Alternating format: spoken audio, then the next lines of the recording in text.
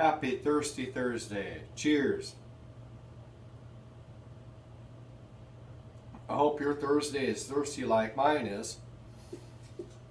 Just gonna be a short video this week. Don't have a whole lot to talk about. I didn't brew on Sunday, so that's 2 weeks in a row now I haven't brewed.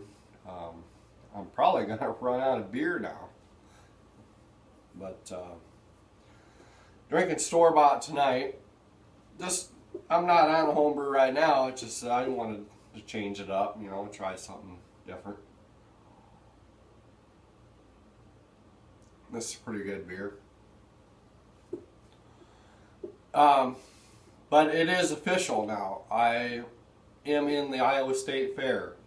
I applied to put 4 beers in, and at this point they didn't need to know what kind of beer I'm entering. They just needed to know how many. So I applied for the maximum, which is 4, and it costs $5 each to enter a beer.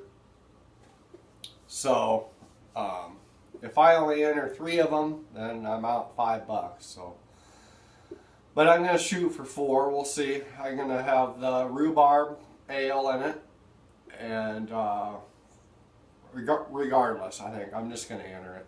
What the hell? And then I'm going to have my wheat IPA. I'm going to have my Belgian wit, and haven't yet decided on the cream ale. It's either going to be the cream ale or my red lager. Probably won't quite be done, but I might just bottle some up and enter it.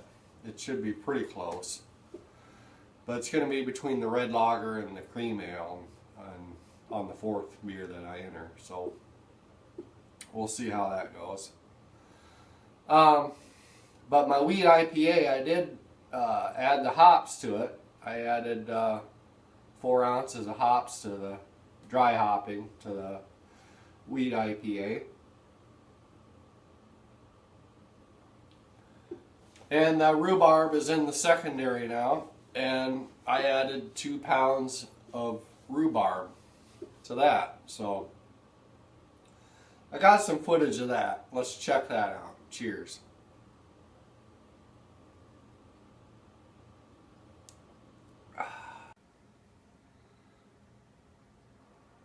So here I just added the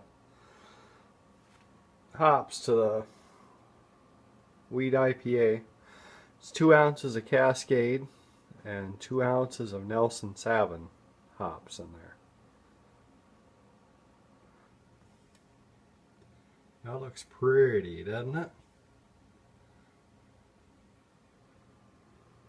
I'll give it a good shake here and try to get them all settled to the bottom. I just dumped them in, so thought I'd show it before I mixed them in.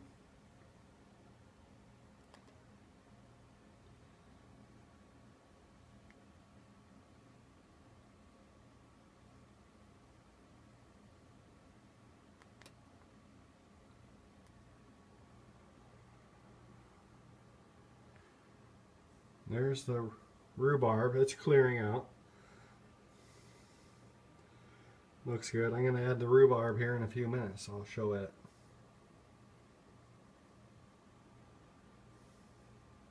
Cheers. So this is a few days later after I added the hops.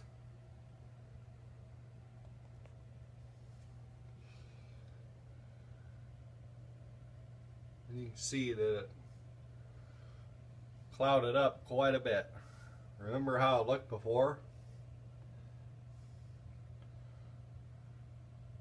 And there's quite a bit of hop sediment on the bottom.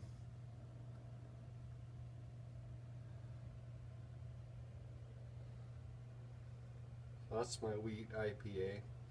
I never got any footage of the rhubarb, but here it is. Look at that. One good thing is, though, look at it. It's still relatively clear. So I am really happy about that. There you can see a cinnamon stick floating on the top. and a bunch of rhubarb.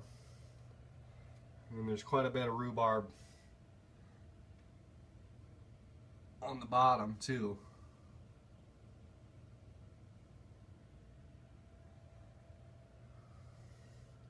I just spent about $60 at the beer store. I got a bunch of filters, and I got a new clarifying agent, which I've never tried before, but it's got good reviews on the internet.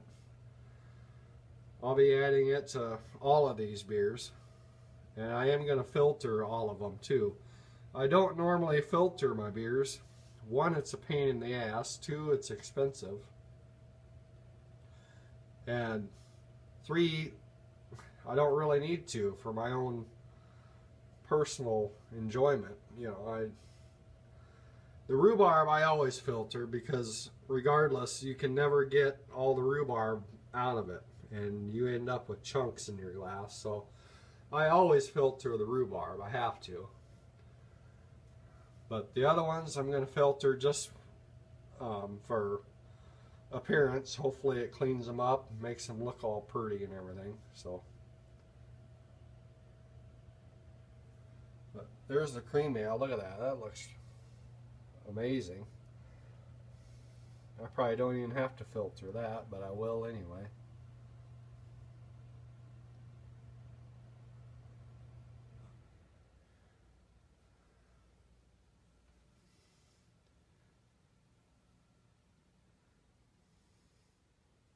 That doesn't look very good, does it? This is the first time I made the rhubarb, putting it in the secondary.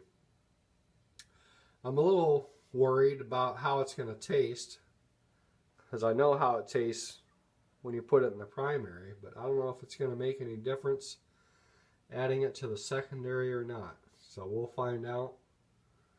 Hopefully it turns out good. Cheers. So that's about all I got this week. Should have more to talk about next week. I am going to brew on Sunday. I don't know what yet, but I'll figure that out, and I'll get some footage of that. I want to thank you guys for watching today. Cheers, I'm out. See you next Thursday.